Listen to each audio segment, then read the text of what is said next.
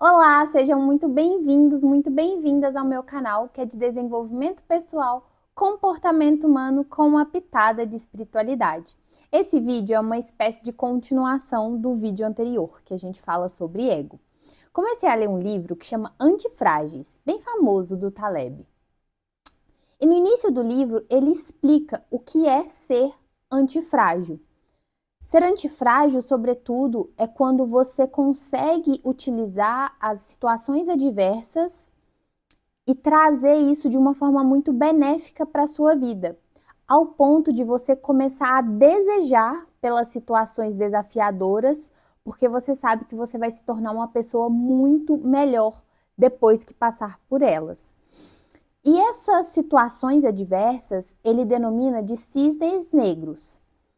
E os cisnes negros, eles na verdade são acontecimentos que podem tanto abalar negativamente quanto positivamente, o que determina se vai ser uma situação benéfica ou maléfica, vai ser a sua postura. Você pode ter uma postura frágil ou você pode ter uma postura antifrágil.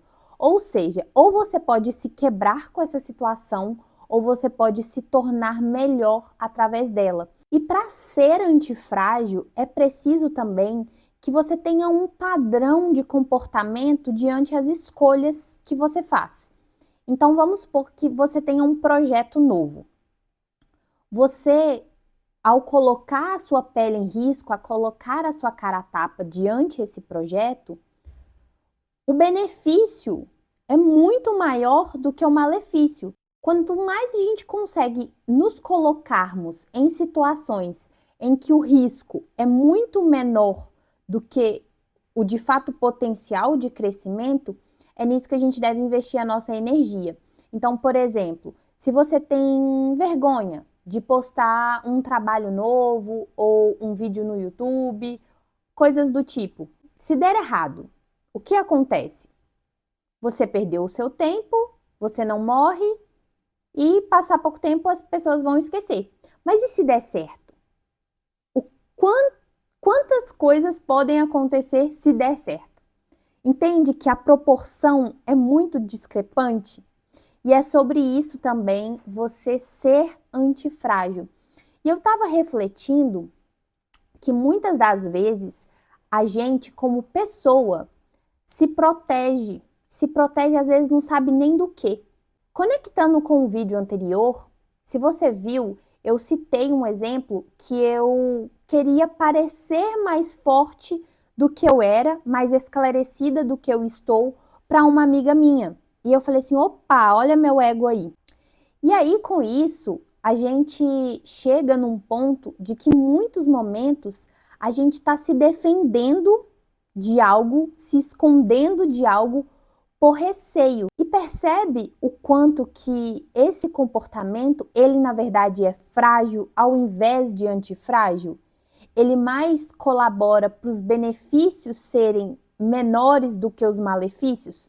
Porque se, por exemplo, você está se sentindo incomodado, tem uma pessoa aí que você confia, seu parceiro, sei lá, e você fica se fechando, você perde muito mais do que você ganha. Porque você poderia estar se abrindo, você poderia estar se curando através daquela troca ali, você poderia estar aprofundando aquela relação, mas não. É como se o seu ego, ele tivesse tanto a necessidade de parecer ser algo que não é, e você sabe, que ele prefere não mensurar esses riscos de o quão poderia ser grandioso e crescente realmente partilhar algum incômodo, alguma vulnerabilidade, em vez de se fechar. E eu não sei se você está entendendo onde eu quero chegar. Quanto mais a gente fica se escondendo, se privando, pior é pelo fato de que todos os potenciais porque todos os potenciais de crescimento a gente está interrompendo.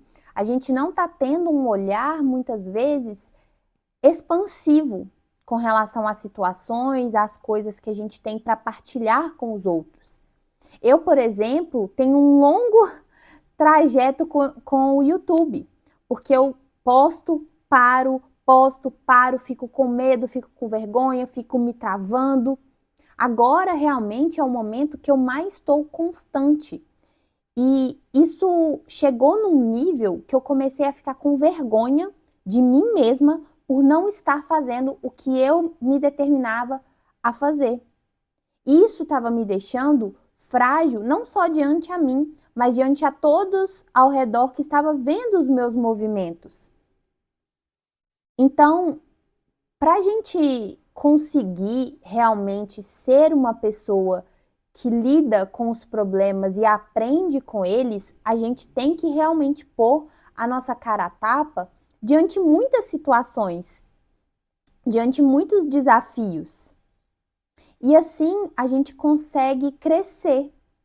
Por exemplo, numa relação, se você não consegue dividir com o outro os seus momentos que, poxa, eu gostaria muito de esconder isso, sabe? Às vezes escondo até de mim, mas eu confio nessa pessoa e eu confio que ao partilhar, por mais que me dê medo, porque quem tá com medo é o ego, cara, isso vai me ajudar a crescer, isso vai me levar a uma cura.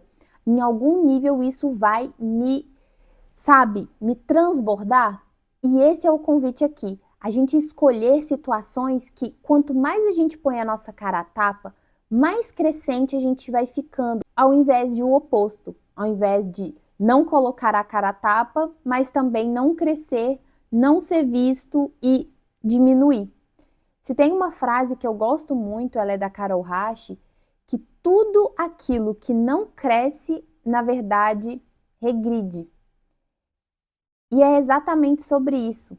Se a gente não consegue se colocar em situações que a vida chama e a vida pede crescimento e pede mudança, sem de fato pôr a nossa cara a tapa, é como se a gente estivesse remando contra a maré, não é verdade? Esse foi o vídeo, eu espero muito que você tenha saído com algo que você não tinha quando entrou.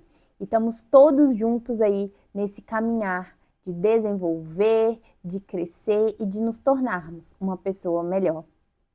Um beijo e até o próximo vídeo. Tchau!